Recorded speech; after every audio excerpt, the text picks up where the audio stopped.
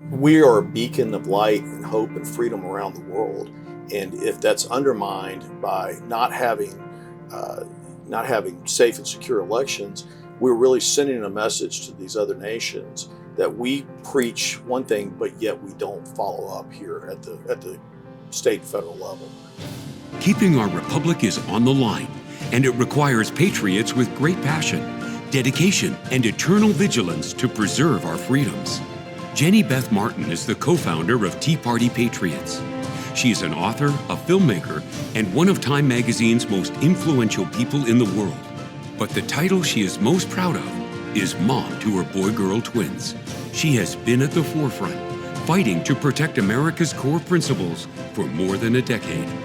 Welcome to the Jenny Beth Show. We are still on the Only Citizens Vote bus tour, and we are in the great state of Alabama. I'm sitting right outside the state capitol in Montgomery, and today we are joined by a state representative who is also the vice chairman of the Republican caucus. His name is Chip Brown. He spoke at our press conference in Montgomery today, and now he's going to sit down with me, and we're going to learn a little bit more about why he supports the SAVE Act and what he's doing in Alabama. Thank you for speaking at our press conference. We really appreciated having you there.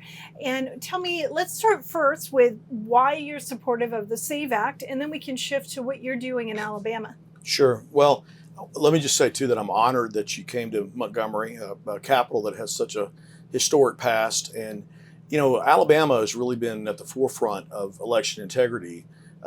In 2013, we passed voter ID legislation, and that's across the board for local elections, state and federal elections. And then we've also passed in 2020 legislation that required only U.S. citizens could vote.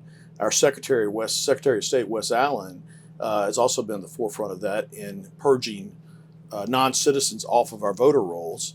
And that brought in the Biden administration, of course, tried to take him to court to stop it. But it's so crucial that we have election integrity in the United States, not just in Alabama, but in other states, because if you, as a republic, it's important that we as citizens know that our elections are fair and that they're safe and secure, and that the individuals that we elect actually won the vote, that your vote counts. And I think all too often there's questions about that.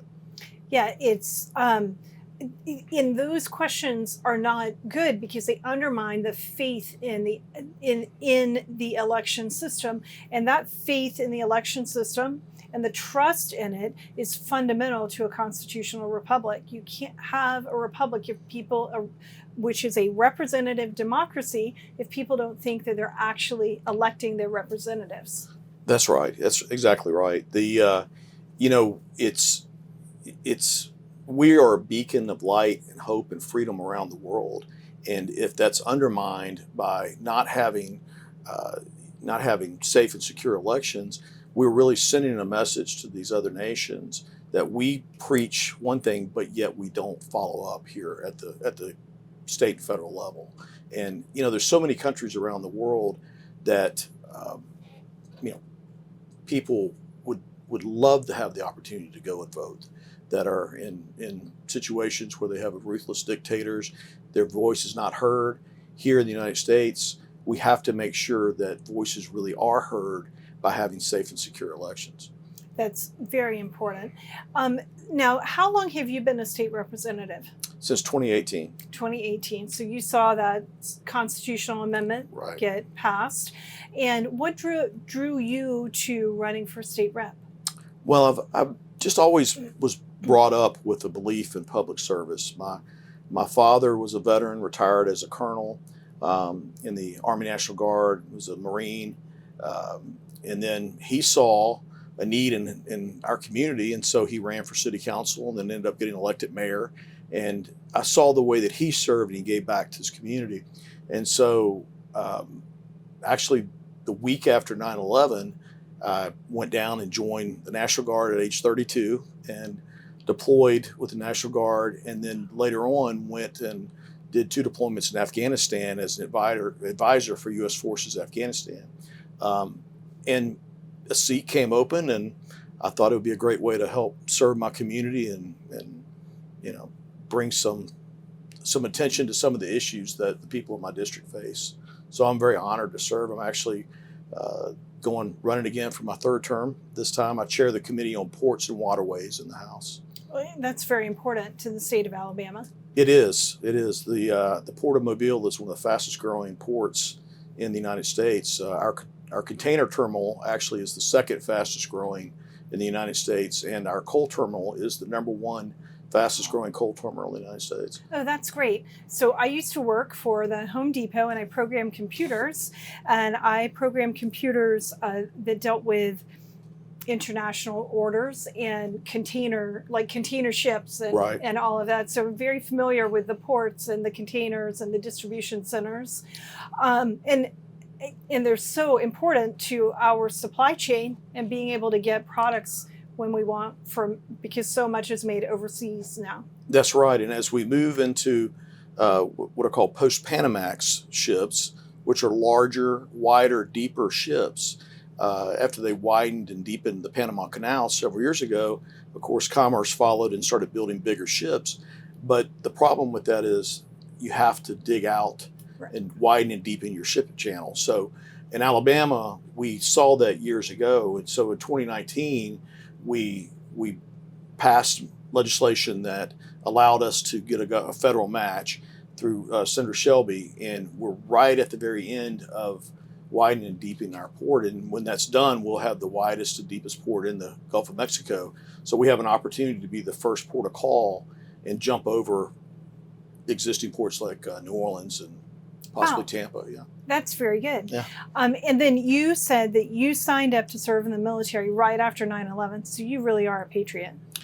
Well, I think it's just doing my duty, but thank you. Yeah, but you had that call and you answered it, and I appreciate that.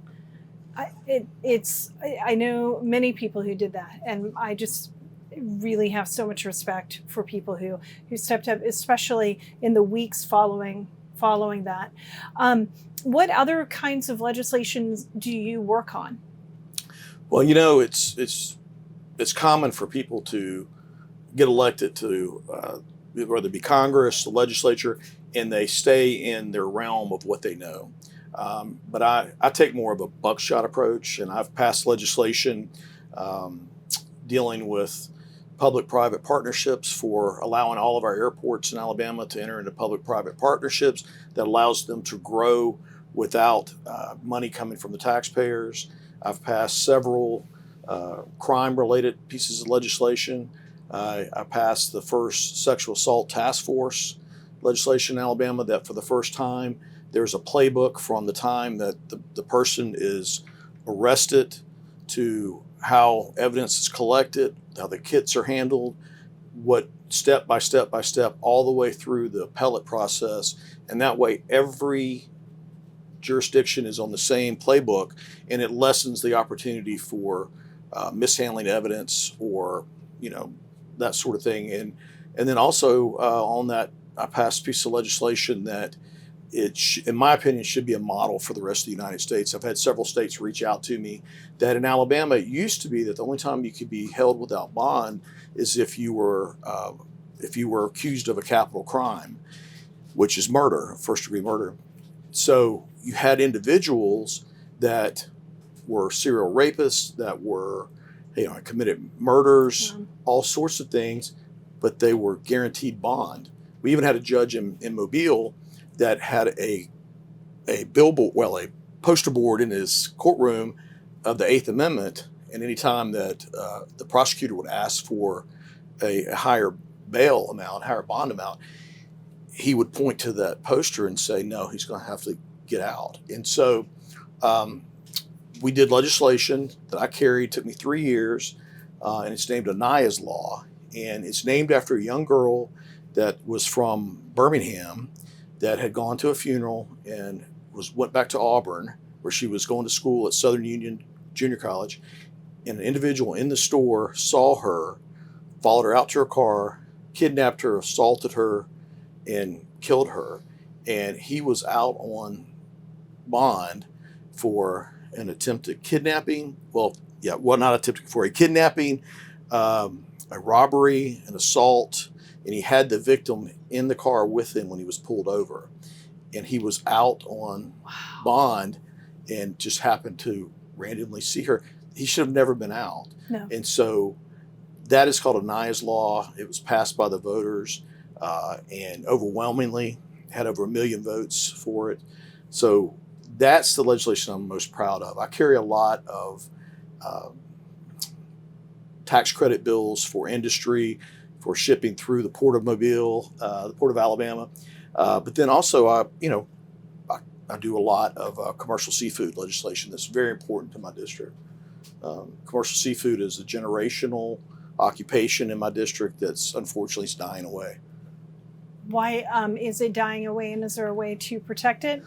Well, without like adding too much government interference that it changes the markets? It's largely dying away due to federal regulations. That's awful. The federal government, administration after administration, has ignored commercial seafood on one side, but then also through USAID, through the World Bank, we have gone over and modernized seafood industries around the world. And then once they're up and going and modern, even more modern than what we have here in the United States, because we're not subsidized, they don't charge them tariffs to import their seafood into the United States. And so it has had a huge detrimental impact on commercial seafood in the United States. So are those other shipping and the seafood industry in the other countries, are they subsidized? They are subsidized. By their governments? By their government. So you take one like India, we modernized their commercial seafood industry. They can take a loss because the government in India subsidizes them. And what they do, they don't get charged tariffs initially, so they flood the market in the United States with seafood from their countries. And then when we finally do impose a tariff, they've already bought up all the cold storage in the United States. So then once the tariff is finally in place, years after that, Ecuador is the greatest example. Ecuador, we did that in Ecuador, and it took 4, 5, 6 years before they even considered putting a tariff on Ecuador. And when the tariff went in place, they already had cold storage of shrimp in place so that they were able to flood the market even after the tariff went into effect. And the Trump administration is really the first one that has put agriculture and commercial seafood at the forefront of their trade negotiations. I was in Washington 2 or 3 weeks ago and had an opportunity to speak to the Commerce Secretary, Lutnick, and that's the question I asked, is right now we're benefiting from those tariffs. Please continue them and give our guys at least a level playing field and opportunity to be a success. And he assured me that that's what they're doing.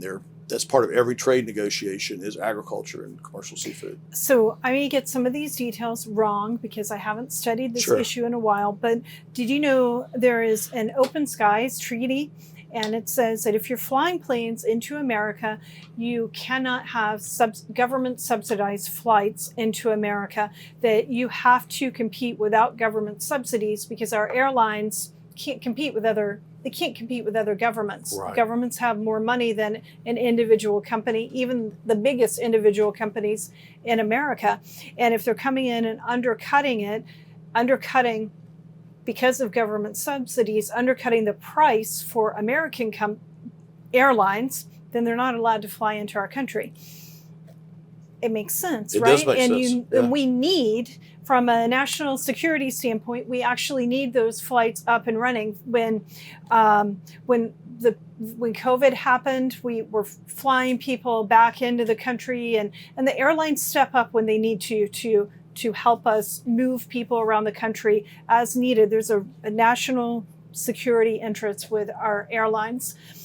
And I heard that and I said, well, it kind of makes sense. But then over the years, I've learned that there's so many other industries that are competing with government subsidies, and they're small American businesses. They're not as big as the big airlines, and that's not fair. It's not right. It's not a level playing field, and it really winds up harming our businesses. And now you're talking about the seafood industry here in America is dying out, and we're letting it happen because we're letting these foreign governments basically help kill off our corporations. That's wrong. It is wrong, and it's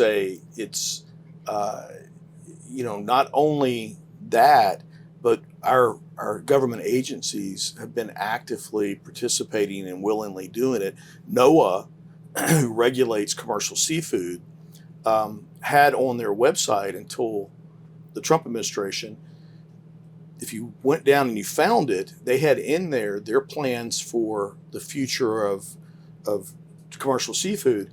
And it essentially was to put commercial seafood out of business and have everything be farm raised in pens out in the Gulf of America, the Atlantic Ocean, the Pacific Ocean, because of global warming or crisis or climate change, because the boats put off too much CO2 and but that's just a bad precedent anyway from a standpoint of spreading diseases among fish species or shrimp species or what have you. Well, and that would affect the environment as well if we start having farms in the middle, that many farms in the middle of the ocean. But it's an agency actively trying to put an industry out of business. Yes. For large, who's going to do the farming? It's going to be large, multinational, global corporations that are controlled by whomever. They're not run by local folks in my district that are multi-generational. I know families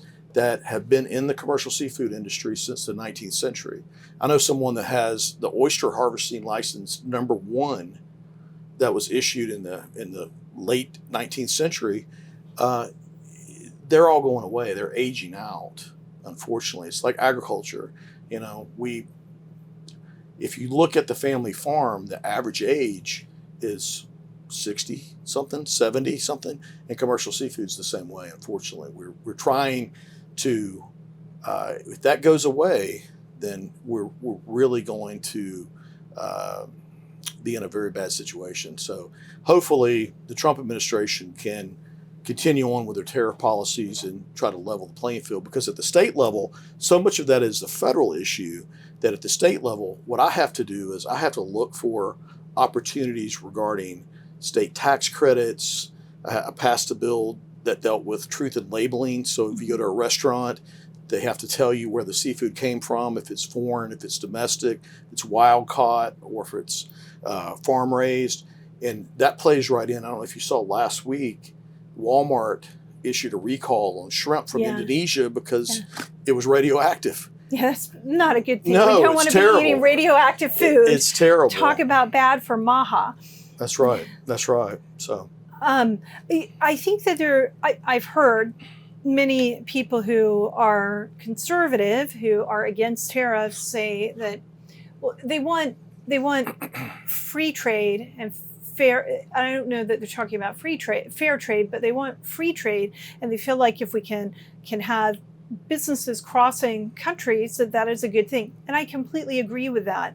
But when you have an American company that is backed by private capital trying to compete against corporations that are owned in part by the Chinese Communist government or the country of India or any other country, it makes it really hard for the smaller American businesses, and even I would imagine medium and big American businesses, to be able to compete with those foreign governments. A business can't just print money and give themselves enough money to keep on going. Foreign governments are able to do that. We can't do that as business owners. So I always just go, it sounds really good in your ivory tower, but get out in the real world and talk to the people who are actually in these industries and understand, if you're for free trade, it should be free trade. That's not free trade. That's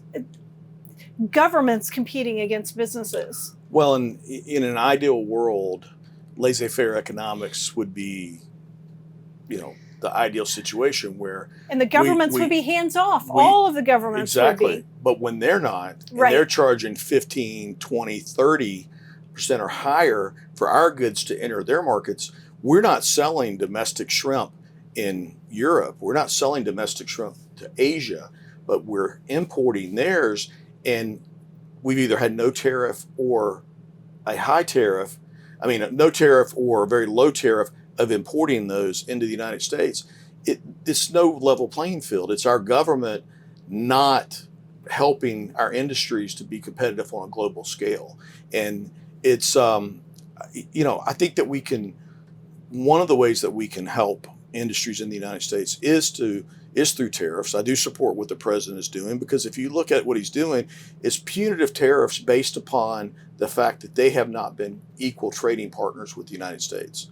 I mean, when you have the European Union not allowing American vehicles to come into the European Union or go to Asia, you might see one Ford or one American car, one Chrysler, but it's all Asian cars because they're not allowing them to come in.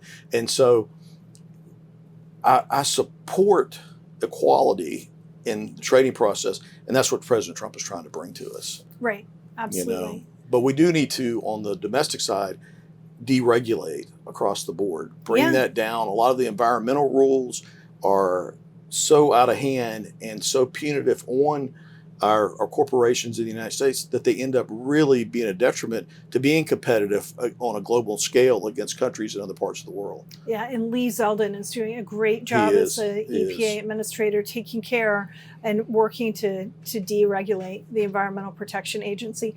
Every week or two, I hear something new he's done, and I'm just like, yes, keep it up, keep it up. He's just doing a terrific job. So these are the issues that are most important to you. What do you do when you're not in the state house? Well, I have a commercial real estate license, so I do investing, and then also my wife and I own some different small businesses. My wife, actually, I'm very proud of my wife. She works for the Army Corps of Engineers, and they have 3 of them, one in Mobile, one in Huntsville, and one in Little Rock, that run a medical program. And so she's in charge of the one in Mobile, and they build medical facilities for all branches. It used to just be the Army, but now it's all branches of service all around the world. So they build hospitals, medical clinics, dental clinics, research labs for the military all around the world. And so she's a patriot. She's the one that is really making a difference. That's really good. And then you're going to run for re-election again next year? I am, yeah. Very the good. election's in May. Okay, so. That's good. Well, I'm so glad to get to meet you today and to learn more about what you're doing and to learn how you're protecting our seafood industry. I love seafood, and I appreciate the hard work that the people do to go fish and make sure we've got fresh, not farmed raised fish. So I appreciate that. Sure. And thank you so much for being out there supporting the SAVE Act today, and for everything you're doing in Alabama to protect elections, but also just to expand liberty in this great state. Well, thank you, and thank you for what you do too. You're bringing this important issue to the forefront, and it is crucial that we pass the SAVE Act in the Senate. So thank you for allowing me to come be with you today. The Jenny Beth Show is hosted by Jenny Beth Martin, produced by Kevin Mooneyhan, and directed by Luke Livingston. The Jenny Beth Show is a production of Tea Party Patriots Action. For more information, visit teapartypatriots.org. If you like this episode, let me know by hitting the like button or leaving a comment or a 5-star review. And if you want to be the first to know every time we drop a new episode, be sure to subscribe and turn on notifications for whichever platform you're listening on. If you do these simple things, it will help the podcast grow, and I'd really appreciate it. Thank you so much.